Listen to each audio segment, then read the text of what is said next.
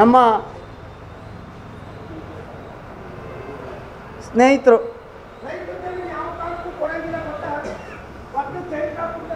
ಈಗ ಅದೇನೋ ಚಡ್ಡಿ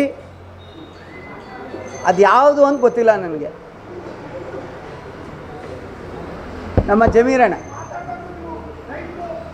2006ರಲ್ಲಿ ಬಸ್ಸ ಓಡಿಸ್ಕೊಂಡು ಹೋದ್ರಲ್ಲ, ಆಗ ಗೊತ್ತಿರಲಿಲ್ವಾ?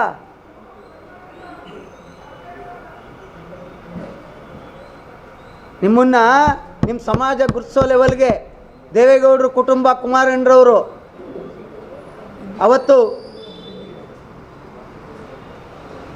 ದರಿದ್ರ ನಾರಾಯಣೋ ಹರಿ ಅಂಥೇಳಿ ಬೀದಿ ಬೀದಿನಲ್ಲಿ ಚಂದ ಎತ್ತಿ ನಿಮ್ಮನ್ನು ಶಾಸಕರು ಮಾಡಿದ್ರಲ್ಲ, ಅದಾದಮೇಲೆ ನೀವು ಸಚಿವರಾದ್ರಲ್ಲ,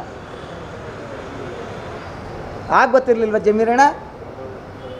ಕಾರ್ ಓಡಿಸ್ಕೊಂಡು ಹೋದ್ರೆ, ಬಸ್ ಓಡಿಸ್ಕೊಂಡು ಹೋದ್ರಲ್ಲ, ಆವಾಗ ಯಾರ್ಯಾರು ಏನೇನು ಇಕ್ಕಿದ್ರು ಅಂತ ಗೊತ್ತಾಗಲಿಲ್ವಾ?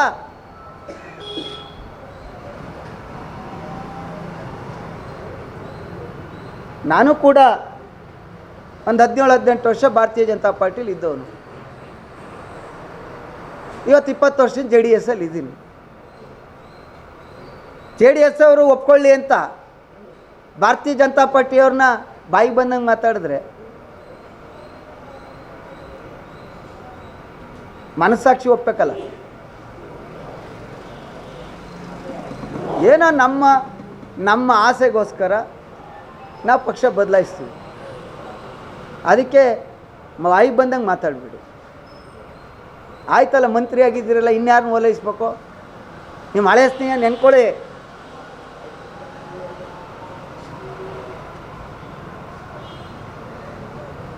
ಇದೆಲ್ಲವನ್ನ ನೋಡಿ ಇತ್ತೀಚೆಗೆ ರಾಜಕಾರಣದ ವ್ಯವಸ್ಥೆಯನ್ನು ಜನ ಭಾಳ ಕೆಟ್ಟದಾಗಿ ನೋಡ್ತಾ ಇದ್ದಾರೆ. ಮಾನ್ಯ ಮುಖ್ಯಮಂತ್ರಿಗಳಲ್ಲಿ ನಾನು ಮನವಿ ಮಾಡ್ತೀನಿ, ದಯಮಾಡಿ ನೀವು ಕಾಂಪ್ರಮೈಸ್ ಆಗಬೇಡಿ. ಅಧಿಕಾರಕ್ಕೋಸ್ಕರ ನಿಮ್ಮ ಮನಸ್ಸಾಕ್ಷಿಯ ವಿರುದ್ಧವಾಗಿ ನಡ್ಕೋಬೇಡಿ. ಯಾಕೆಂದರೆ ನಿಮ್ಮನ್ನು ಭಾಳ ಹತ್ತಿರದಿಂದ ನಾವು ನೋಡಿದ್ದೀವಿ.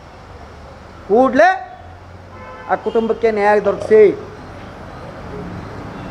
ಹಾಕಿ ಕಂಬಿ ಒಳಿಕೆ, ಜನ ಒಪ್ತಾರೆ ನಿಮ್ಮನ್ನು.